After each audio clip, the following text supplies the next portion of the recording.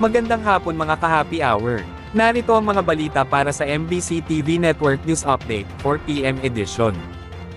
Senator Cayetano, mas nais pagtuunan ng pansin ang review ng new Senate building. Mas nais pagtuunan ng pansin ni Senator Alan Peter Cayetano, ang pagsasagawa ng review sa ipinapatayong bagong gusali ng Senado, sa kabila ng paghahain ni Senadora Nancy Binay ng ethics complaint laban sa kanya. Ayon kay Cayetano, sasagutin rin niya ang reklamo ng senadora, pero sa ngayon ay ang prioridad niya ang pagbusisi sa gastos sa new Senate building. Hindi niya dapat ilihis ang usapin sa totoong isyu ng NSB, binanggit din ng senador na naniniwala siyang wala rin namang mangyayari sa ethics complaint ng senadora. Sa kabilang banda, ayon kay Cayetano kung tutuusin ay pwede rin siyang maghain ng ethics complaint laban kay Binay.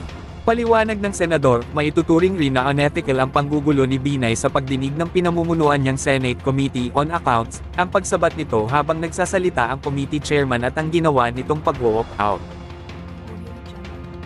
Narito naman ang 5 pangunahing balita ngayong Lunes, July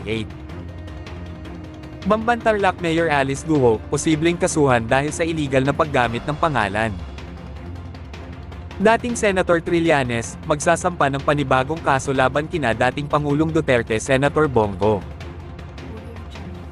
90% ng mga gulay sa Nueva Vizcaya, tumaas ang presyo.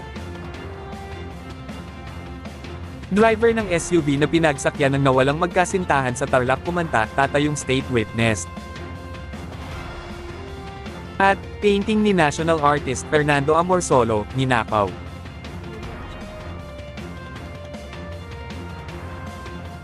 At yan ang mga balita para sa MBC TV Network News Update, 4 PM edition. Abangan ang mga susunod na balitaan mamaya para sa 5 PM edition.